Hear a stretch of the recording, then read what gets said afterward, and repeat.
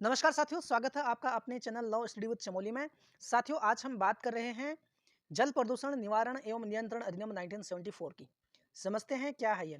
जल की मात्रा एवं गुणवत्ता की गंभीर समस्याओं को ध्यान में रखकर भारत सरकार ने जल प्रदूषण निवारण एवं नियंत्रण अधिनियम 1974 को अधिनियमित किया और इसी क्रम में जल प्रदूषण निवारण एवं नियंत्रण अधिनियम 1975 को भी अधिनियमित किया।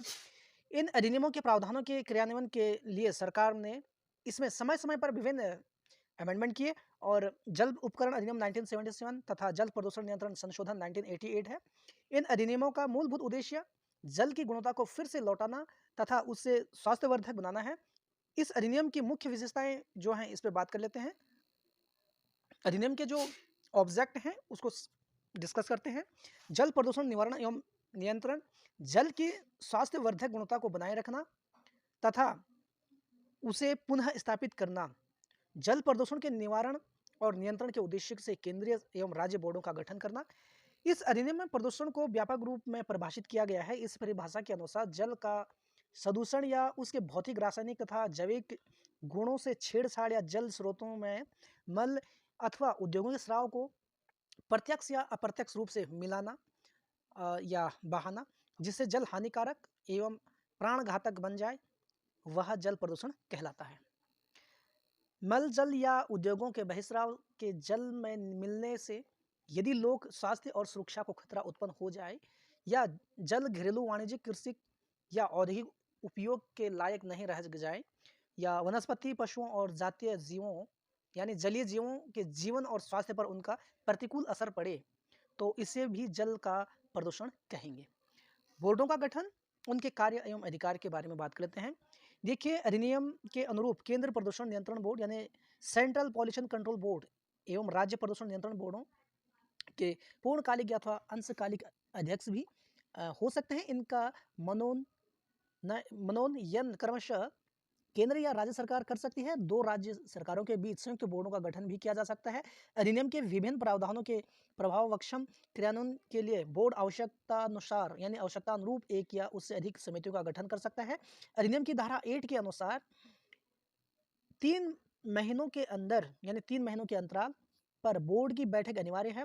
केंद्र प्रदूषण नियंत्रण बोर्ड का गठन अधिनियम की धारा 3 के प्रावधानों के अनुरूप करने का उपबंध है और अधिनियम की धारा 4 के अनुसार राज्य प्रदूषण नियंत्रण बोर्ड के गठन का उपबंध है। केंद्रीय एवं राज्य बोर्ड के गठन में एक रूपता है। केंद्रीय प्रदूषण नियंत्रण बोर्ड के कार्य के बारे में बात करें तो केंद्रीय प्रदूषण नियंत्रण बोर्ड के कार्य क्षेत्रों का अधिनियम की धाराएं 16A में स्पष्ट प्रावधान है। इन प्रावधानों के अनुसार केंद्र प्रदूषण नियंत्रण बोर्ड केंद्र सरकार को जल प्रदूषण के निवारण एवं नियंत्रण की समस्याओं के संबंध में परामर्श देता है। यह केंद्रीय एवं राज्यों के प्रदूषण नियंत्रण बोर्डों के बीच सामंजस्य स्थापित करता है। यदि उनके बीच कोई विवाद हो जाए तो वह उसे भी सुलझाता है। वह राज्य प्रदूषण नियंत्रण बोर्ड को जल प्रदूषण के निवारण और नियंत्रण के क्षेत्रों में अनुसंधान के कार्यों यानी रिसर्च के कार्यों को संचालित करने में नियमित तकनीकी यानी टेक्नोलॉजी की सहायता व मार्गदर्शन प्रदान करता है। प्रदूषण नियंत्रण के कार्यों में संलग्न व्यक्तियों के प्रशिक्षण यानी ट्रेनिंग की व्यवस्था करता है। जनसंचार के कार्यों में संलग्न व्यक्तियों के प्रशिक्षण की व्यवस्था करता है।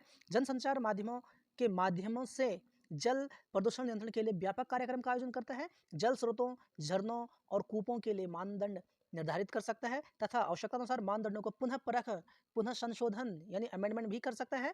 मल जल एवं औद्योगिकरण बहिस्रावों के उपचार के निस्तार के नियमित नियमावली, मैनुअल संहिता, कोड्स या निर्देशिका गाइड तैयार करता है। जल प्रदूषण से संबंधित तकनीक एवं सांख्यिकी आंकड़ों यानी स्टैटिक्स आंकड़ों के संग्रहण एवं प्रकाशन का कार्य करता है। किसी झरने, कूप या औद्योगिक बहिस्राव के नमूनों के विश्लेषण के लिए अलग प्रयोगशाला की व्यवस्था करता है। देखिए, राज्य नियंत्रण बोर्ड का कार्य क्षेत्र भी केंद्र प्रदूषण बोर्ड की तरह है। अंतर इतना ही है कि इसका क्षेत्राधिकार राज्य की सीमा तक ही सीमित है। राज्य सरकारों की भूमिका, इस पर बात कर लेते हैं। अधिनियम की धारा 22 यानी 20 सब क्लॉज 2 में प्रदत्त शक्तियों का उपयोग कर राज्य प्रदूषण नियंत्रण बोर्ड सर्वेक्षण का काम कर सकता है। वह इस अधिनियम के अंतर्गत कार्य करने के लिए राज्य सरकार से सूचना या मानदंड प्राप्त कर सकता है। अधिनियम की धारा सेक्शन 21 सब क्लॉज 1A में प्रदत्त शक्ति के अनुसार राज्य सरकार को सभी जल स्रोतों, कूपों या जल स्रोतों में प्रवाहित बहिस्रावों के नमूनों के विश्लेषण के लिए संग्रहण का अधिकार है। और अधिनियम की धारा जो है 22 सब क्लॉज 4 में प्रदत्त शक्ति का उपयोग कर बोर्ड किसी पर स्वीकृत प्रयोगशाला में विश्लेषण संबंधित परिणामों एवं प्रतिवेदनों को प्राप्त कर सकता है।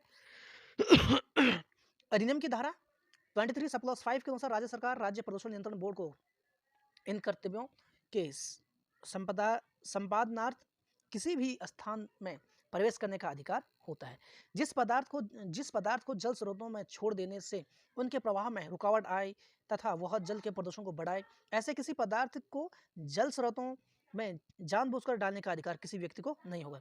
कोई व्यक्ति जानबूझकर जल स्रोतों के विष, मादक पदार्थ या प्रदूषण सामग्रियों को सीधे या अप्रत्यक्ष रूप से डालने का अधिकारी नहीं है, न ही उससे भूमि पर मल जल प्रवाहित करने का हक है। ये प्रावधान अधिनियम की धारा 24 सब क्लॉज 6 में दिए गए हैं। सेक्शन 25 सब क्लॉज 7 के प्रावधान जो प्रोविजन है, किसी व्यक्ति को जल स्रोतों, कूपों या भूमि पर किसी प्रकार के मल जल या बहिस्रावों को छोड़ने की अनुमति नहीं है, न ही उसे ऐसे उद्योगों एवं उपचार निस्तार प्रणालियों को स्थापित या संचालित करने की अनुमति होगी जिनसे निकले बहिस्रावों से जल स्रोतों या भूमि के संदूषित होने की संभावना हो।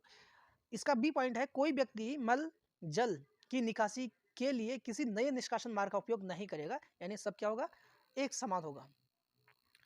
यहां पर बात करते हैं बोर्ड को उद्योग द्वारा उपभोगित जल के बदले उपकर वसूलने का अधिकार होगा। बोर्ड को जल प्रदूषण निवारण एवं नियंत्रण उपकरण अधिनियम 1977 में प्रदत्त शक्ति का प्रयोग करते हुए अपने संसाधनों में वृद्धि करने का राइट होगा, यानी अधिकार होगा। अधिनियम उल्लंघन में नामित दंड विधान इस अधिनियम के प्रावधानों के उल्लंघन के लिए दंड का विधान किया गया है। यदि कोई व्यक्ति जल स्रोतों या कूपों के बहिस्रावों को बहाने संबंधी बोर्ड की सूचना नहीं देने का दोषी पाया गया तो उसे 3 माह का कारावास का दंड मिलेगा या उसे 10,000 रुपये जुर्माना भरना होगा। विशेष परिस्थिति में उसे इन दोनों प्रकार के दंडों से दंडित किया जा सकता है। यदि दोषी व्यक्ति इस तरह की गलती जारी रखता है तो उसे प्रतिदिन 5,000 रुपये की दर से अतिरिक्त यानी जुर्माना देना होगा, अर्थदंड होगा उसको, ठीक है, अर्थदंड भरना पड़ेगा। जल स्रोतों, कूपों और भूमि पर प्रदूषक पदार्थों के बहिस्रावों को बहाने या प्रतिबंध के बावजूद यदि कोई व्यक्ति ऐसा करता है तथा उद्योग को बंद करने, बिजली एवं जलापूर्ति बंद करने बोर्ड के आदेश का उल्लंघन करता है तो उस व्यक्ति को 1.5 वर्ष के कारावास का दंड या अर्थदंड या दोनों दंड भुगतने पड़ सकते हैं। यदि इसके बाद आदेशों, निर्देशों या अधिनियम के प्रावधानों के जो प्रावधानों का उसके द्वारा उल्लंघन जारी रहा हो तो उसे प्रतिदिन 5,000 रुपये की दर से अर्थदंड देना होगा। यदि उल्लंघन की अवधि 1 वर्ष से क्या है, अधिक को पार कर जाती है तो उल्लंघनकर्ता को 2 से 7 वर्ष तक का क्या हो सकता है, कारावास हो सकता है। इसके साथ ही इस दोषी व्यक्ति का नाम समाचार पत्रों में भी प्रकाशित कर दिया जाएगा। और बोर्ड की संपत्ति को क्षति पहुंचाने, उसके कार्यों में अवरोध उत्पन्न करने, सेक्शन 31 में वर्णित दुर्घटनाओं से संबंधित बोर्ड को सूचना देने में असफल रहने या गलत जानकारी देने या बोर्ड की सहमति प्राप्त करने के लिए गलत बयानी करने की स्थिति में 3 माह के कारावास या 10,000 रुपये का जुर्माना या दोनों दंड का एक साथ भुगतने पड़ सकते हैं। तो आज इस वीडियो में इतना ही।